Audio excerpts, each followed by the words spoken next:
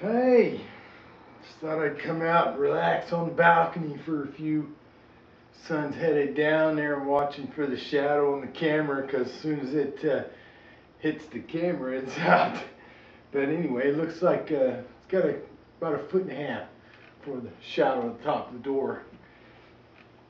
It goes past the camera. Sure is nice out. You can see the corn patch and the pumpkins and scallions. The nice little flowers on the side over here that I planted, the amaranthus. Love lies bleeding. You can see now why they call it that this time of year. I'll show you in a bit there. I just thought I'd come out and relax a little bit. I love it here. It's really nice. Sit out here, absorb the sun. Usually I'm facing the other direction, but it's so blinding to me that I can't, even with my glasses, and they come really dark, but yeah, the sun is very bright facing that way, so I have to just really stretch out and relax, Get a little coffee. Not a full cup, just a half, because it's like 5 o'clock in the evening, and I don't want to be all caffeined out trying to get to sleep tonight. I make my coffee strong, and it's a hearty dark coffee. I just always like the really full-bodied flavor of the coffee, One of these days I'm going to figure out how to get that stupid bulb. I'll show you in a minute what I'm talking about. But there's a bulb right over there. It's like one of those street lamp bulbs. And it is perfect to use as a vaporizer. Problem is, if I ain't mistaken, it's a good 22, maybe 23 feet off the ground. I don't have a ladder that tall, so one of these days I'm gonna figure it out. I'm gonna get up there and get that freaking bulb. It's burnt out anyway, so difference doesn't make, right?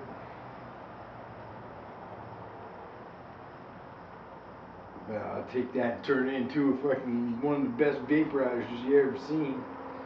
I like the way the base of that is shaped. It's got a nice bell base there. It's perfect for a vaporizer. Single use, it's not a party vaporizer for sure. It's too small.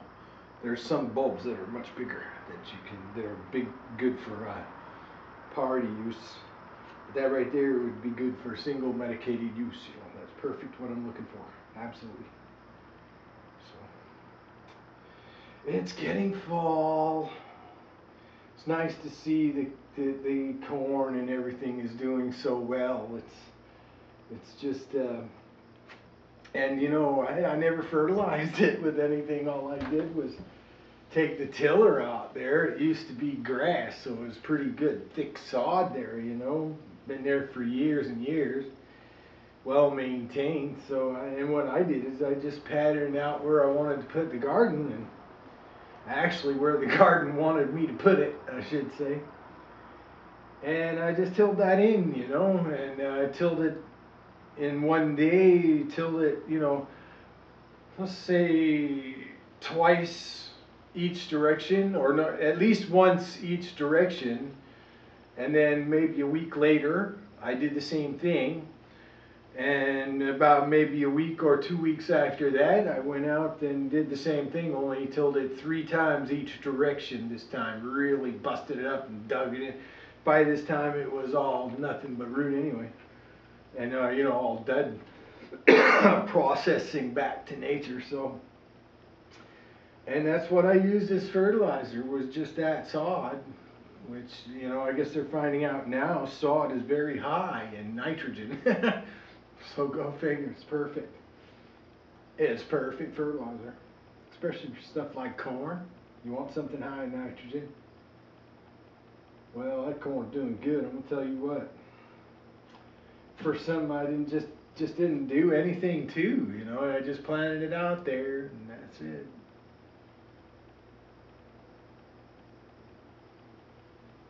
I can see now I planted them too close together though. I got them, looks like maybe 8 inches apart. I should have put them maybe a foot apart. They'd have gotten bigger, I think. But you know, it's funny. Corn relies on the strength of the whole group. You know, the one stalk by itself, the wind would blow right over. But a patch of corn has to be a certain amount of depth and a certain amount of width in order to hold itself up. A lot of people don't realize that too. They maybe plant 2 or 3 rows of corn and, well, they wonder why, holy cow, the wind keeps blowing it down.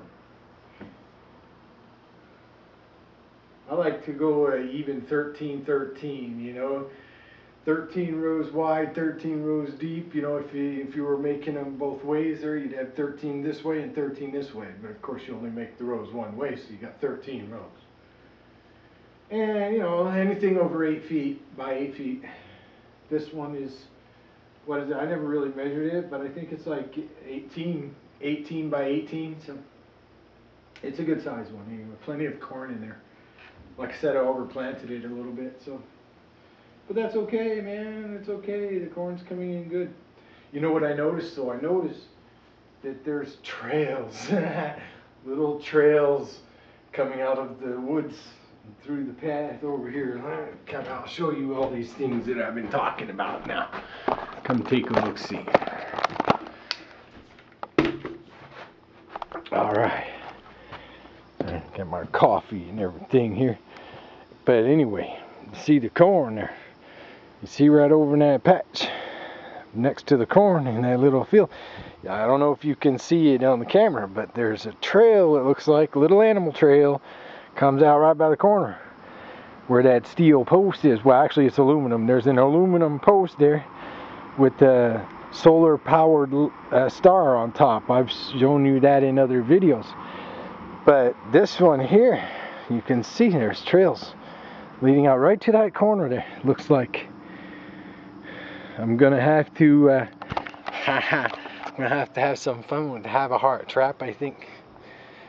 Maybe it's raccoons, or raccoon take some of the corn and, you know, free it from the husk, put it in there, bust it up. Oh, put a nice little pile in there and see if I can get a, you know what? I think I talked myself into it. I'm gonna go do that.